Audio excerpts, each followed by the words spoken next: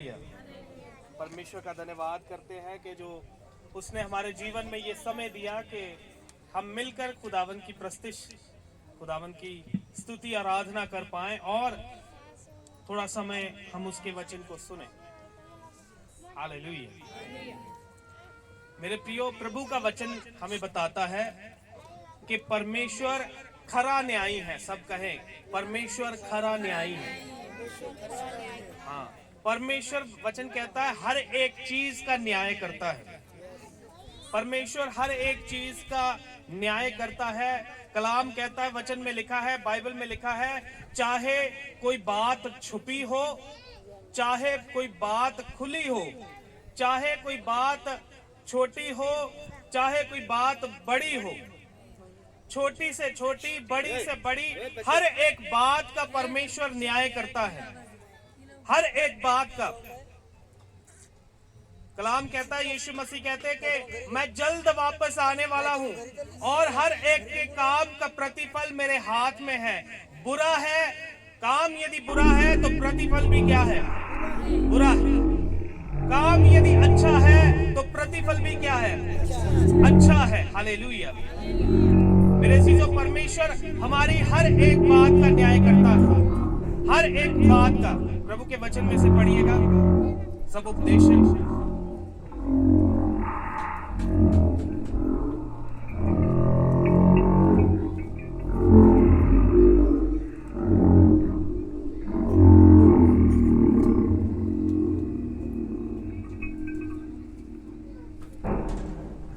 ग्यारह का 9 से पढ़िए।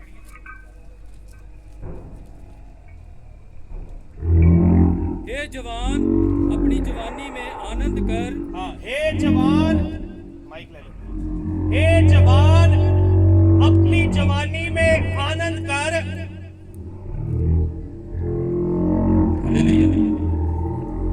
हे जवान, हाँ, अपनी जवानी में आनंद कर। यहाँ पर जितने भी जवान हैं, सबके सब जवान सुन लीजिए। परमेश्वर का वचन कहता है, हे जवान, अपनी जवानी के दिनों में आनंद कर।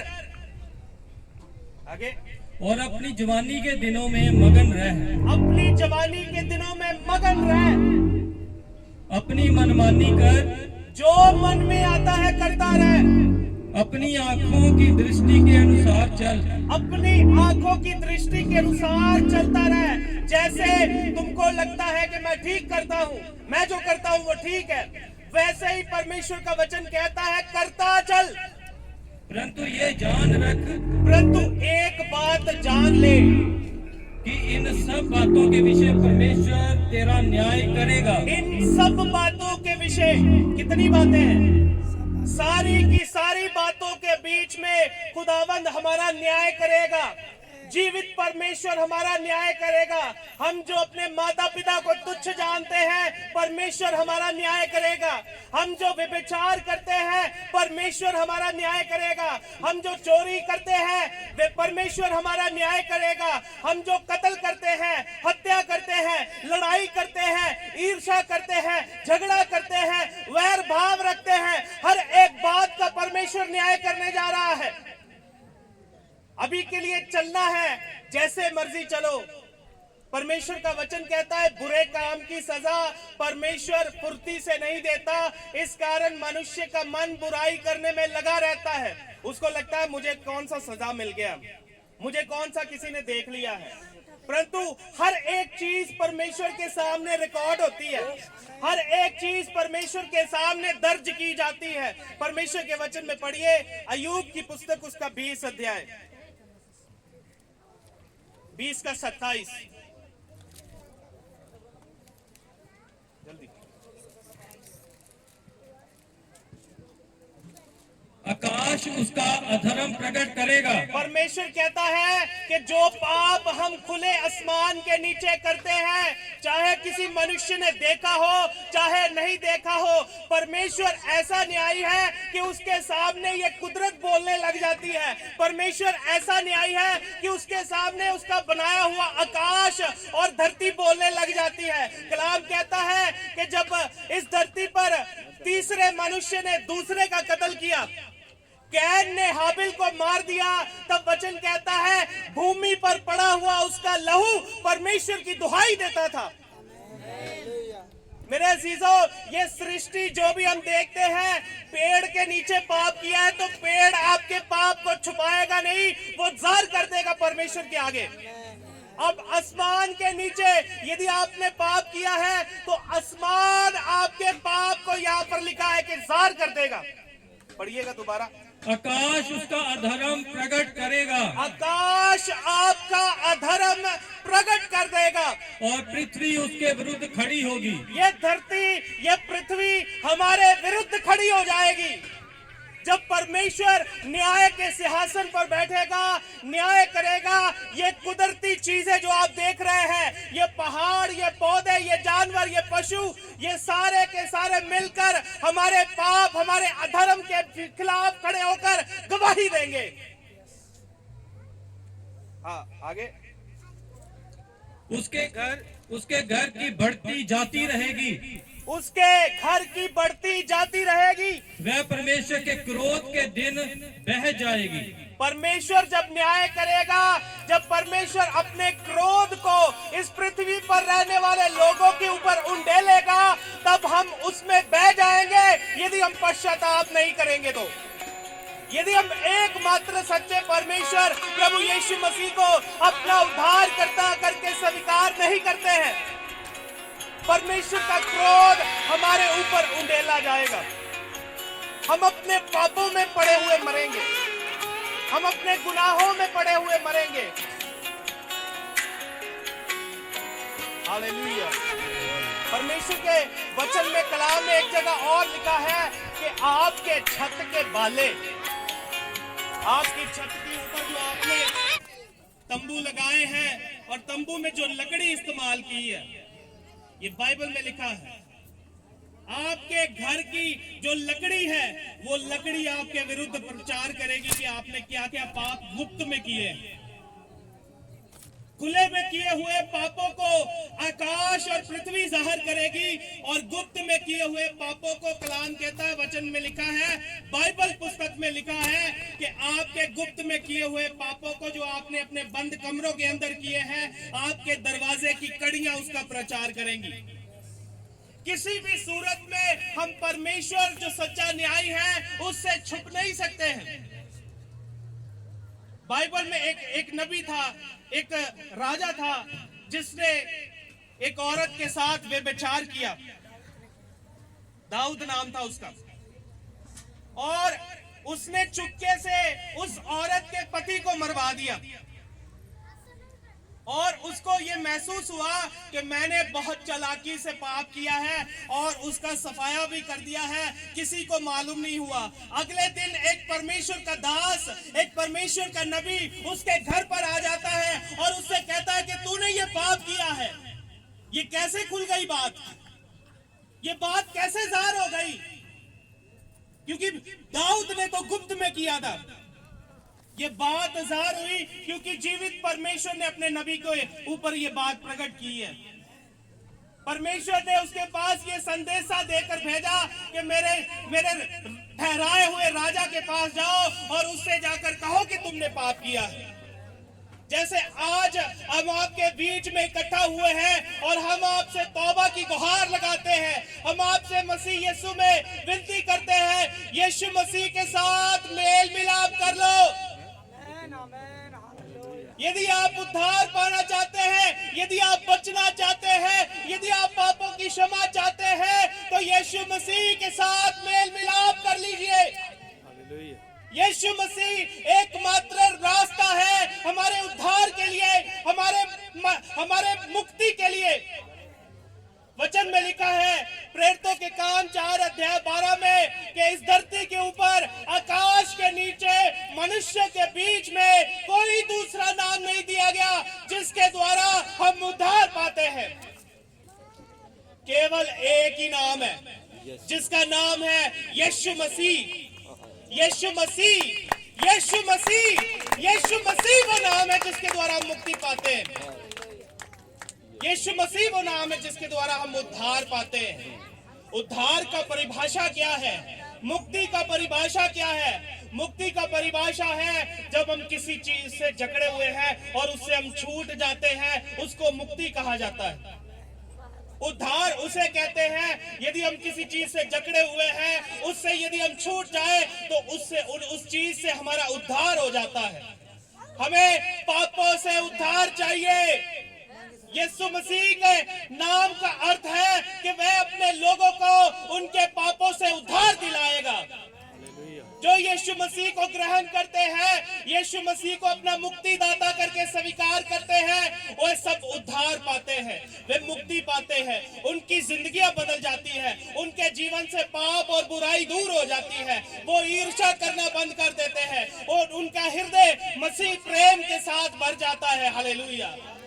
उनके लिए कोई छोटी जाति बड़ी जाति ये मतभेद उनके जीवन से निकल जाता है, क्योंकि बाइबल सिखाती है कि अब से ना कोई यूनानी, ना कोई यहूदी, ना कोई अन्य जाति, ना कोई छोटी जाति, ना कोई बड़ी जाति, हम सब परमेश्वर में एक हो जाते हैं।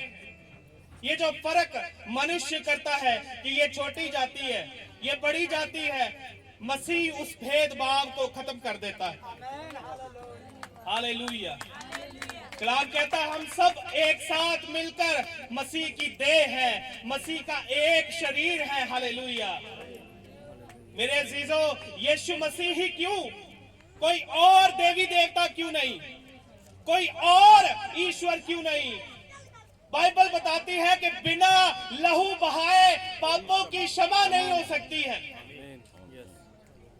यीशु मसीह जो सर्वशक्तिमान ईश्वर है, वह मनुष्य का रूप धारण करके इस धरती के ऊपर आया और उसने हमारे पापों की खातिर जान दी। आप जानते हैं जान क्यों दी उसने? क्योंकि परमेश्वर न्यायी है, जो मैंने पहली बात कही।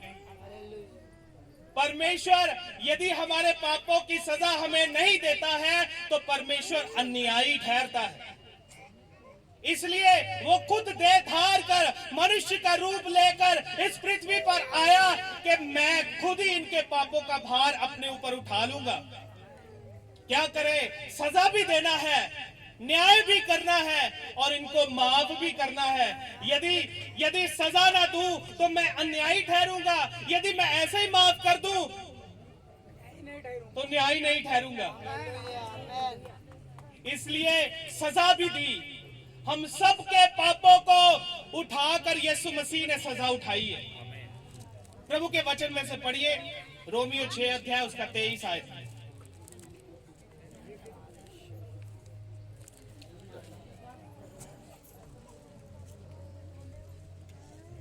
क्योंकि पाप की मजदूरी तो मृत्यु है। वचन कहता है पाप की मजदूरी मृत्यु है। जैसे आप सुबह सुबह काम पर निकल जाते हैं और शाम को या महीने बाद या हफ्ते बाद आपको एक मजदूरी मिलती है, जिसको घर में लाकर आप अपने घर वालों का पेट पालते हैं।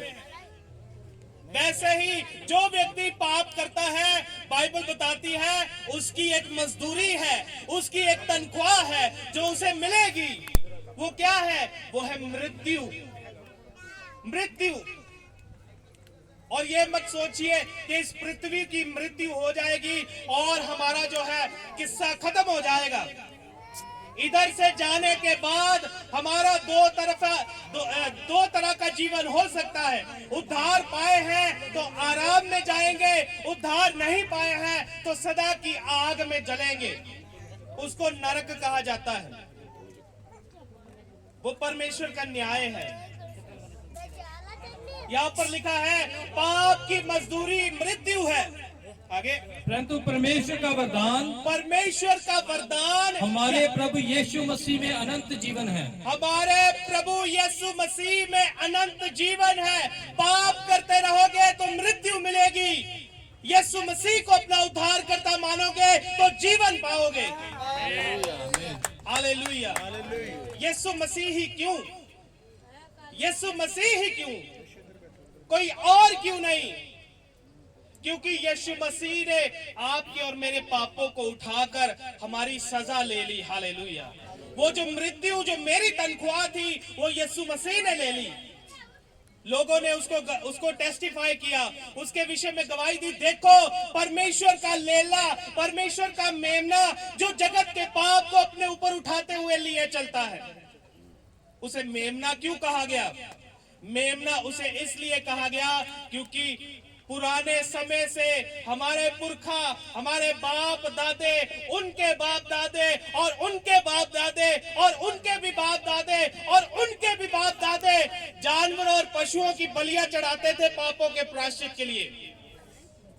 पुराने समयों में जब कोई व्यक्ति पाप करता था तो वो जानवर पशु को लेकर आता था, उस पशु के सर के ऊपर हाथ रख के वो अंगीकार किया करता था, मैंने पाप किया, मैंने बुराई की, मैं इस पाप का प्रायश्चित करता हूँ। क्यों प्रायश्चित करता हूँ? क्योंकि जब जब पाप हुआ है वो पाप मृत्यु को उत्पन्न करता है। अब मृत्यु किसी के ऊपर तो आनी है, या जिसने पाप किया है या जो उसकी जगह पर मरेगा, मृत्यु तो आनी है। वो मृत्यु जो आनी ही है वो यीशु मसीह ने अपने ऊपर ली है, और उसने अपना जीवन, अनंत जीवन हमारे लिए दे दिया है, हमें दे दिया है। हम सदा के लिए जीवित रहेंगे। हालेलुया। इस पृथ्वी का जीवन पूरा करने के बाद एक और जीवन शुरू होने वाला है। हम 84 लाख जूनों में नहीं जाते हैं। मनुष्य बंदर नहीं बनता है, ना बंदर से मनुष्य बनता है। मनुष्य जानवर नहीं बनेगा, ना पक्षी बनेगा, ना चूहा बनेगा, ना गिद्दड़ बनेगा। मनुष्य ही बनकर पैदा हुआ है और मनुष्य ही के तौर पर मरेगा। प्रभु के वचन में से पढ़िए इब्रानियों 9:27।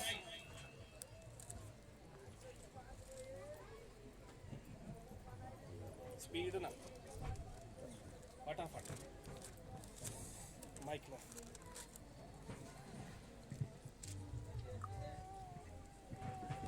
और जैसे मनुष्य के लिए एक बार मरना, मनुष्य के लिए ये बाइबल, पवित्र बाइबल जो जीवते परमेश्वर का वचन है, जो उसने अपने नबियों को खुद बात करके बताकर लिखवाया है, उसमें दर्ज है कि मनुष्य एक ही बार मरता है और उसके बाद न्याय का होना ये युक्त है। उसके बाद, जैसा मैंने पहली बात कही, परमेश्वर न्याय है। मनुष्य एक ही बार मरता है और उसके बाद उसका न्याय होता है।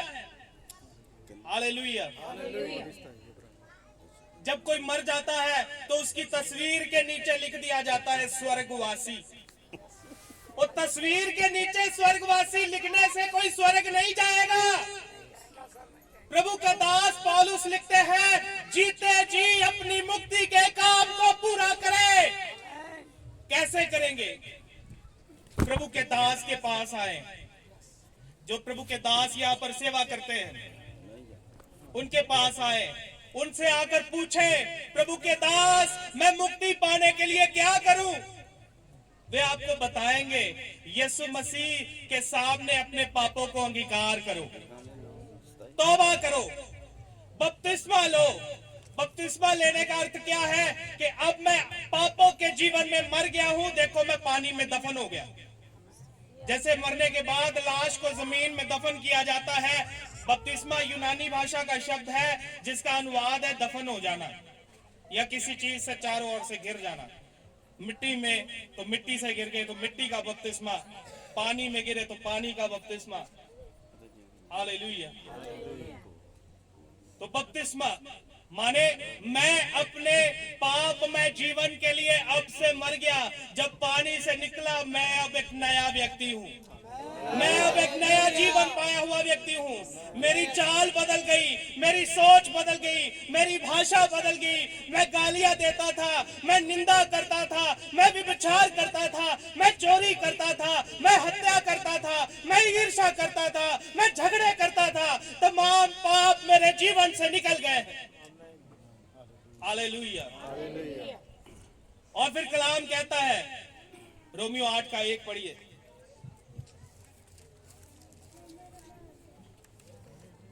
अतः अब जो मसीह यीशु में है, अब जो मसीह यीशु में आ गए हैं, उन पर दंड की आज्ञा नहीं, उन पर दंड की आज्ञा नहीं है, उन पर परमेश्वर का न्याय नहीं है।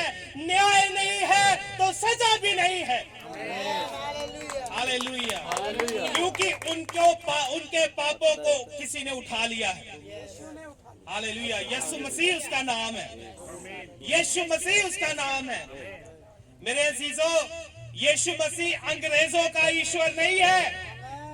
यीशु मसीह सिर्फ एक कौम एक जाति का ईश्वर नहीं है। यीशु मसीह सारी सृष्टि का करता है। कलाम कहता है, वे अपने हाथों में तारों को पकड़ता है। हालेलुया, वो तारों को नाम ले लेकर पुकारता है जिनको आप गिन भी नहीं सकते हैं। हालेलुया, वो कहता, मैं आदि और अंत हूं, मैं प्रथम और अंतिम हूं। जब आप इस मृत्यु के द्वारा इस शरीर को छोड़कर जाएंगे तो आपको ये बात का एहसास हो जाएगा। अगर मरने वाले लौट कर आ सकते तो वे आपको बता देते कि भाई यीशु मसीह ही मुक्तिदाता है।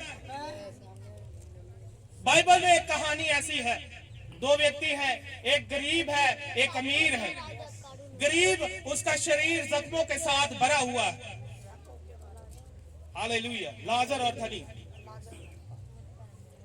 उसका शरीर कोढ़ से भरा हुआ है, जख्म ही जख्म है उसके शरीर पर।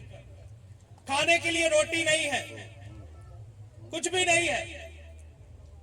और क्या होता है, धनी व्यक्ति की मेज से जो गिरता है वो उस तक पहुंचाया जाता है, वो खाता है, उससे अपना पेट भरता है।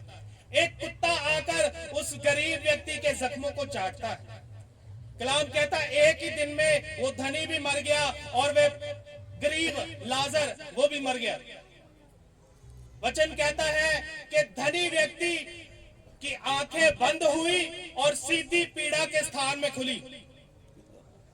परंतु जो लाजर, जो परमेश्वर का भय मानता था, जो अपनी हालत पर कुड़कुड़ाता नहीं था, जो गरीब था, इस बात का उसको कोई अफसोस नहीं था। जो मिल गया उसी से संतुष्ट हो जाता था। ये मसीह जीवन है, ये मसीह जीवन है। जो मिल जाए उसी से खुश हो जाते हैं। हालेलुया, ना तो हमें धनी होने की चाह है, ना हमारे पास बहुत हो ऐसा हम चाहते हैं। Hallelujah, praise the Lord. वो व्यक्ति जब मरता है तो कलाम कहता है, स्वर्ग से दो दूत आते हैं। वो दूत उसको उठा कर ले जाते हैं और उसको उठाकर आराम के स्थान में पहुंचाते हैं, जहां हम सदा के लिए आराम करेंगे। उस स्थान के विषय में परमेश्वर का वचन कहता है, वहां पर कोई आंसू नहीं है, वहां पर कोई दुख नहीं है, वहां पर कोई श्राप नहीं है, वहां पर कोई पीड़ा नहीं है, वहां पर कोई कष्ट नहीं है, वहां पर कोई गर्मी नहीं है। Hallelujah, hallelujah, praise the Lord. प्रभु की स्तुति हो। हम उस जीवन में चलते हैं, अभी से उसका अनुभव करते जा रहे हैं। हालेलुया, अभी से उस आराम के जीवन को हम देखते जा रहे हैं। जब परमेश्वर ने पहले मनुष्य को बनाया तो वो सुबह 9 से लेकर शाम 6 बजे तक काम नहीं करता था। परमेश्वर ने पेड़ पौधे लगाए थे और परमेश्वर ने कहा ये तुम्हारा भोजन है, वो तोड़ता था और खा लेता था। कभी उसको पसीना भी नहीं आया। कलाम कहता है, पसीना कब आया? जब पाप किया। हालेलुया, वो पसीने की कमाई नहीं खाता था। ठीक वैसा ही जीवन यीशु मसीह में आपको मिलता है, अनंत जीवन, अनंत आराम का जीवन, बहुतायत का जीवन। हालेलुया, यीशु मसीह कहते हैं, चोर चोरी करने, नाश करने और घात करने आता है, परंतु यीशु मसीह इसलिए आया कि आप बहुतायत का जीवन पाए। यीशु मसीह का जो जीवन है वो बहुतायत का जीवन है। हालेलुया, आपके पास चाहे कुछ भी नहीं हो तभी आप कहेंगे मैं ठीक हूं, मैं बढ़िया हूं, मेरे पास सब कुछ है। हालेलुया, हालेलुया, ये प्रभु का जीवन है, ये मुक्ति पाए हुए व्यक्ति का जीवन है, ये उद्धार पाए हुए व्यक्ति का जीवन है। यदि आप में से कोई तौबा करना चाहता हो, यदि आप में से कोई मुक्ति पाना चाहता हो या और इन बातों के विषय में जानना चाहता हो तो आप यहाँ पर सेवा करने वाले प्रभु के दास के पास आकर पूछ सकते हैं कि हम और जानना चाहते हैं और सीखना चाहते हैं। हम मरने के बाद 84 लाख जूनों में नहीं जाएंगे। कुत्ते बिल्ली घोड़े ये सब परमेश्वर के बनाए हुए हैं। परमेश्वर ने हर एक जाति बनाई है, हर एक प्रजाति बनाई है। परमेश्वर ने मनुष्य बनाया, घोड़ों को बनाया और तरह तरह के जानवर, पेड़ पौधे के अंदर जो अलग अलग जाति देखते हैं, हालेलुया, वो सब जातियां, पेड़ों की जातियां, जानवरों पशुओं की जातियां, वो सब परमेश्वर ने बनाई हैं। जानवर मनुष्य नहीं बन सकते हैं, मनुष्य जानवर नहीं बन सकते। ये धोखा है, ये छल है जो हमारे साथ, हमसे पहले आए चोर और डाकुओं ने हमारे साथ किया है कि आप पहले सांप बन जाएंगे, आप कुत्ते बिल्ली बन जाएंगे। आप क्यों नहीं बताते उनको कि कुत्तों का जीवन तो हम पहले जी रहे हैं। कुत्तों का जीवन जो अपनी खुद की उल्टी चाट लेता है। मेरे अजीजों, परमेश्वर ने मनुष्य को बनाया है, अपनी सूरत, अपने स्वरूप पर बनाया है। वो स्वरूप पाप के कारण हमने खो दिया है। यदि यीशु मसीह को अपनाएंगे तो वही सूरत हम फिर से वापस पाते हैं। हालेलुया। मनुष्य का एक ही बार मरना है। जब तक आप जीवित हैं तब तक आपके पास मौका है कि आप यीशु मसीह को अपना उद्धारकर्ता स्वीकार करके मुक्ति पा सकते हैं। एक बार इधर से चले गए तो आपके पास कोई मौका नहीं है। मृत्यु के बाद वचन कहता है परमेश्वर का स्मरण नहीं होता। उधर पीड़ा ही ऐसी है, उधर दर्द ही ऐसा है कि दूसरा कोई विचार आता नहीं। हालेलुया। वचन कहता है उस स्थान में कीड़े हैं जो हमारे मांस को नोच नोच खाएंगे। वचन कहता है उस जगह पर सदा के लिए जलने वाली झील है और उस झील की आग परमेश्वर की सांस से सुलगती है। जैसे औरतें चूल्हा जलाती है और एक पाइप को लेकर उसमें फूंक मारती है और वो सुलगती है आग। वचन कहता है नरक की आग यहोवा की सांस से सुलगती है, भड़कती है। हालेलुया। सो यदि आप में से कोई यीशु मसीह के ऊपर विश्वास करना चाहते हैं या और बातें जानना चाहते हैं, सीखना चाहते हैं, तो आपके बीच में प्रभु के जो दास हैं उनसे आप मिलिए, वे आपको मुक्ति का मार्ग बताएंगे। प्रभु आप सबको आशीष करे।